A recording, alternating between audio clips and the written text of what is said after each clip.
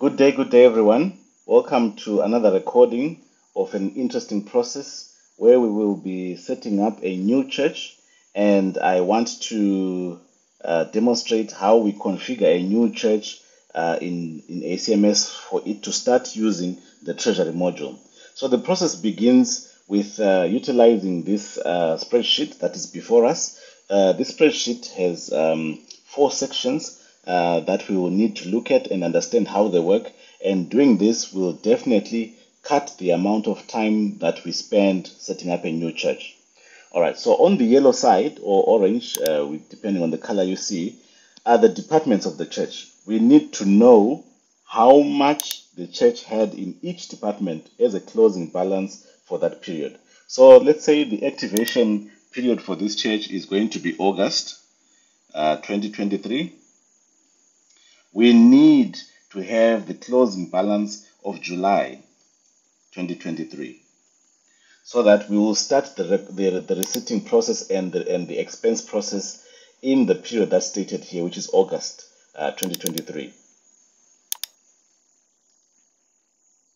So this will make sure that we have a smooth cutover into the Treasury module. And as you can see, this church has a few balances: the main church account, the covenant account, the children's ministries, AWM, funeral, young ladies, singing band, companies, camp meeting, and district. So these are the departments that we are going to set up, and these are the balances that we have. And once we have set up this, we'll then move to the other section. This is the bank section, the blue section. We need to know how much money the church had in its bank account, mobile money account, and cash at hand. So if the church had some money that they were holding in their cash box, we need to know this amount. And in our example, the amount is 65 here. And the bank account of the church had 50. So the total amount in the banks was 115. And then if we look at the orange part here, you'll see that we have what we call the conference clearing account. This is the account which shows how much the local church is owing, or the balance of how much is in the clearing account between the church and the conference. So this is an important account which lets the local church know whether they owe the conference or mission, whichever is applicable. And in this case, when we closed at the end of July, they had 10.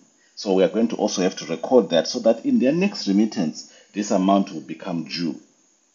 And then if you look at the bottom section here, this section changes color depending whether we are balanced or not.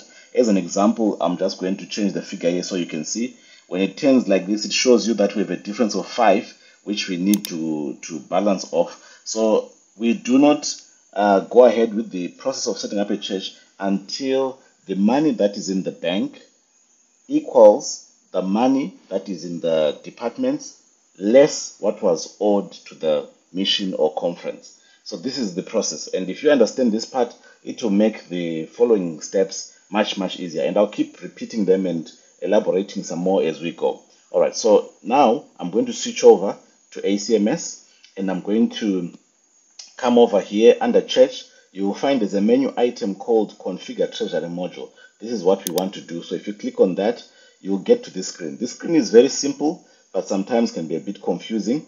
You can search for churches that are already set up. So you can have churches that are active, that are inactive, and all of them. So if you say all, it will show you churches that have been activated and any other that are not yet activated. If you say I want to see active only and search, it will only show you the active churches. And if you say inactive and search, it will also show you only the inactive churches. So this is exactly the process that we are going to follow.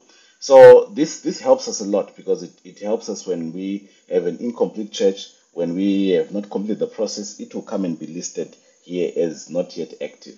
Alright, so let's go ahead and jump.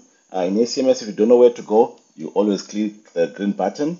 And this screen is our step number 1, which helps us to configure the churches. So you come here and you type the name of the church you want to activate. In our case, I'll take church number 31.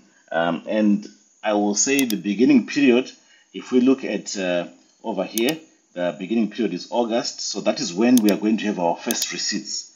But remember, we are also looking at the closing balances of July, so that when we start in August, we continue where we left off. So starting the first week of August, we'll be able to start the receipting process. So I'll come back here, and then under type, we are talking about the remittance type. What type of remittance cycle does this church employ?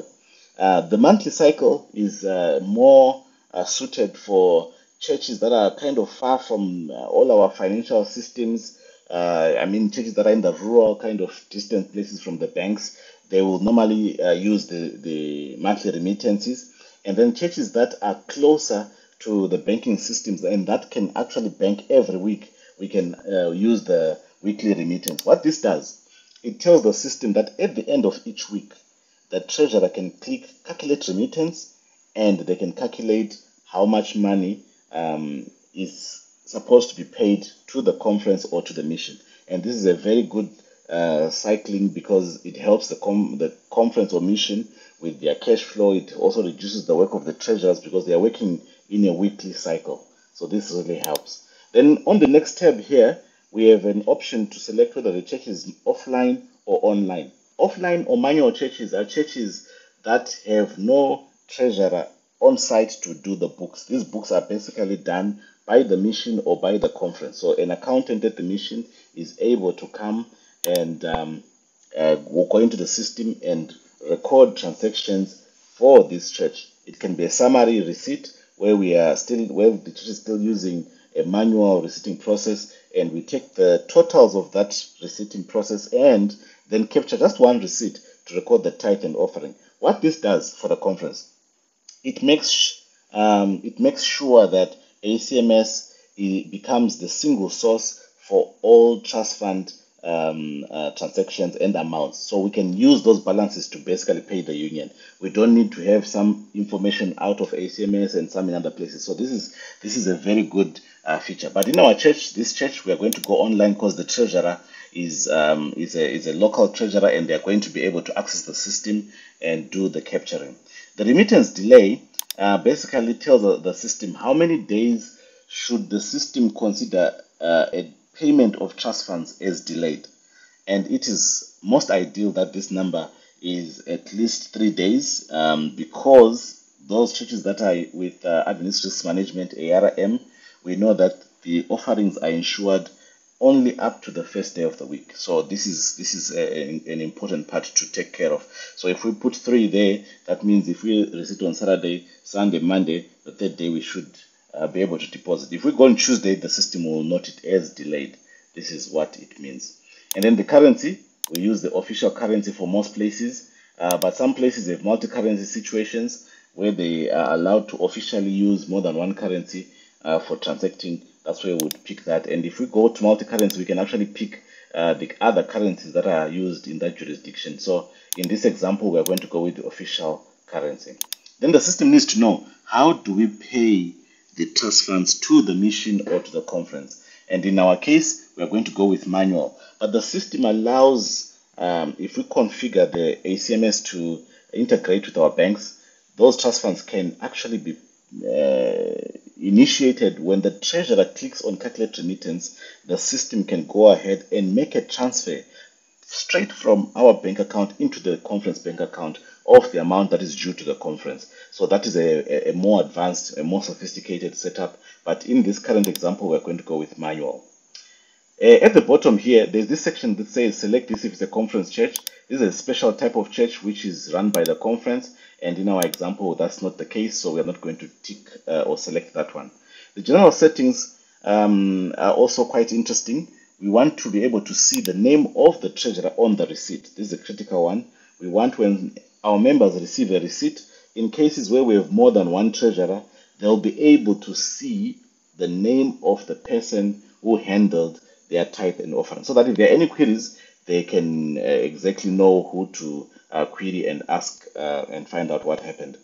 7Me batches, 7Me app batches allows the 7Me app to be used for treasury. That can be enabled. And then this one allows people to switch between churches, allow people in this church to worship or to give in other churches. That's what it actually means. It's a good option for places where we want, for instance, people who are in the cities to send their tithe and offering to their home church, which might be more needy than where they are. This allows that to happen. And then we don't use the disposable envelope, but it's basically an envelope that is reusable and can be printed, so we don't normally pick that one up. And then allow churches with no receipts, batches with no receipts to be closed. This allows for situations where, if, for instance, there's a district meeting or a CAF meeting or a conference-wide meeting and there was no actual physical church that happened at the church, the system as an internal control requires that every Sabbath must have a batch. There must be some receipting that happens. So this allows a church to say, okay, this Sabbath we were not able to meet, we didn't collect anything, but you need to also then specify why that was the case. Say, for instance, there was a district meeting, or there was a federation meeting, or there was a conference-wide meeting. So that is exactly what happens. So once you have done this screen, we are ready to move to the next one. You click on next, and this takes us to the next step, step number 2, where we are now going to add the departments of this church and the balances of each of those departments. So we'll be switching between our screens and looking here. For instance, right now, we're going to open up the main church account. Other places call this local church budget, local church fund, whatever is applicable in your area is what we are going to name it. So I'll come and click add department, and under the church department here, I will look for treasury. So I'll scroll down, come to treasury, and I will come over here and say main church. Let me just correct that. Church account, main church account. That's the name here. Then in this box here, it says initial balance. Our initial balance in this case is 10. So we'll come over here and we'll put in our 10. There we go.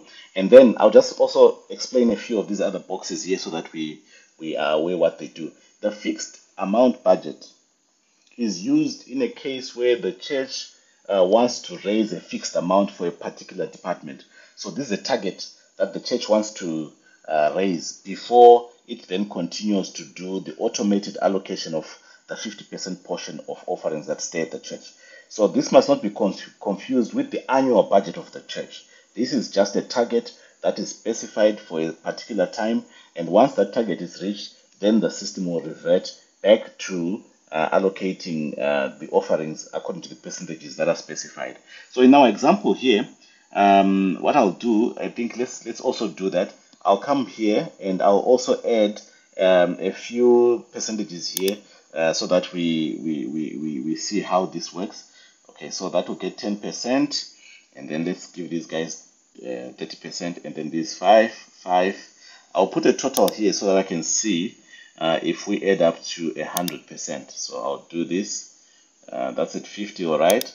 And then we'll go, let's say this one was 20%, and then this was 2%. I'm doing this arbitrary, so there's no formula that I'm working with here, so that we don't worry too much. So I'll put 22 there. So now we have 100% of this budget. So the church has voted that they are going to be using these percentages for the offering. So this is the 50% of the offerings that remain at the local church, and we want these funds to be split in according to these percentages over here. So we'll make a reference to them as we put in the balances so that we are able to have a good explanation here. So the main account is getting 10%. So the local church account is getting 10%. Sorry, not there. The priority is if you have more than one department, we need to tell the system which department is getting their fixed amount budget first, and then in an order from 1 being the most important, most urgent, 2 next, the following 1, 3, 4, 5, and so on until all the departments are filled. So over here on the percentages, this is where we put the 10%, and then here we have our initial of 10. I think that's it. Okay, here it's 0, so that we don't have anything there. Okay, so we are ready to go now to move to the next one. So we click on save there, and we have our first department in. All right, so let's go to the next one. The next department is the covenant department. I'll just copy that so that we move faster. And on the department, the covenant is a type of offering that is set by some places. So just name it as it is, and the percentage there is 30% in this example. Remember, these are not exact figures, so I'm just putting these so that we have an example. The amount that is the initial balance there is 10, and as you can see, we have done 40% of our budget so far, and the system will record them as such. Okay, I'm next ready for the next one, the Children's Ministries Department. I'll just take that one, come over here, look for Children's Ministries here. So you'll notice that there are some departments that are not specified here by name directly. If there are any funds or projects that we need to set up, we normally set them all up under Treasury. But where they exist, like Children's Ministries, we already know that this one exists, and we can always come and set it up here. So Children's Ministries is 5% of the budget. That's what they get, and the balance they had was 10, and we are now at 45%. And we go to the next one, AWM, Adventist Women's Ministries. This one I think is there. It's Women's Ministries over here, and it also had a 10 here, and I know that they are also getting 5% of the budget, so I'll come and put 5 there and then click on save. So it's as easy as this. We just continue to create all of the departments, and I'm going to come here. Funeral is another interesting one. There are some churches that funeral and welfare, so we can come over here and put funeral/welfare, and these are funds that are collected by the church to help in cases of funerals, and it has a 20% budget allocation according to the vote of this demo church. So we'll see how that goes, and then we click on save there. And then the next department is the Adventist Young Women's Ministries, and this is will fall under the Women's Ministries. That's where we will open it. So we come over here at the bottom again, go to Women's Ministries, and then Adventist Young Women's Ministries, AYW, and their balance in our example was 10 also, and their percentage was 2. So that is what we are going to allocate there, and click on save. And then we are also going to go to the singing band. The singing band is kind of a choir, so it falls under music. So we come to music here, and then we come and we say singing band. Okay, they also had a 10 here. The percentage that they were allocated is 2 as well. So we'll come and give them their 2% right there. And we continue.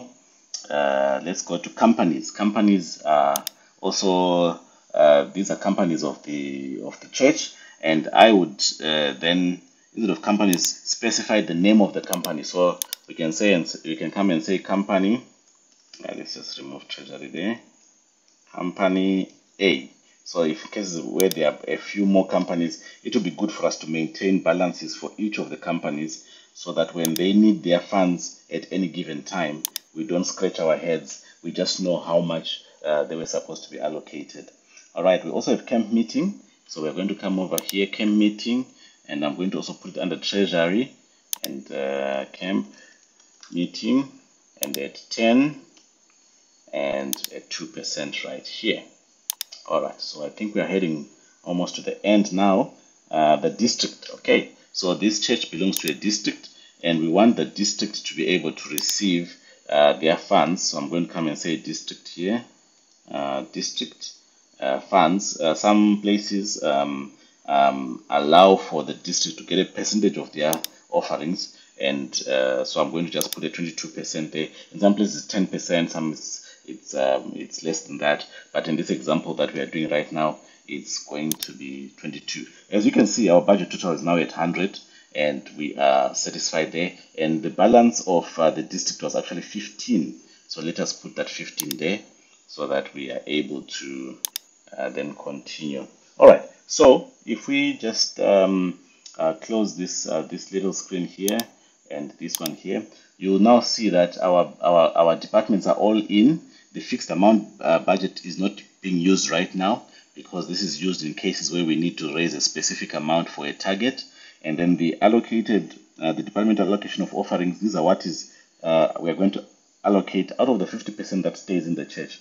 As we receipt each receipt, that receipt on the offering, combined offering, it will be split according to these percentages here. And these are the initial balances. And then we also need to then specify which is the main department. In our case, the main department is the main church account over here. So that's why we are ticking this little place here. And then we click on next. We are almost getting to the fun part where we are going to conclude our setup. On this page, this is where now we add our bank accounts. So we'll come and click add account here, and we'll select we are creating a bank account, and I'll use ABSA, which is my favorite bank. And so what we advise here, you can give the name of the bank, ABSA, and then you can give the name of the institution. For instance, this is the church, we'll say demo 18. And then if there's more than one ABSA account, say for investment, it is also advisable to put the last 4 digits of the account number. This way, it will reduce any chances of any confusion happening when we select these accounts as we transact later in the use of the Treasury module. And then I'll come over here, select ABSA, and the branch code. Branch code is 12345. So I'll come and put it here, 12345. And then the account number, or the branch code is actually 111, and then the account number is 111, and then the account number is 12345. All right, so once we do this, we click on save. This will then create our bank account, which we will now use to finish up the configuration of our system. So there are 3 places here where, 3 accounts that we need to just give the balances. You'll see the total of the departments is 105. And if you come over here, you'll see it's 105. So this is good. And now we're going to put in the 3 balances that are here: the bank, the cash at hand, and the clearing account. So the bank had 50. So I'll come over here and put my 50 here. And then the cash, in the cash account, we had 65. So we'll come over here, 65. And then we were owing the conference 10.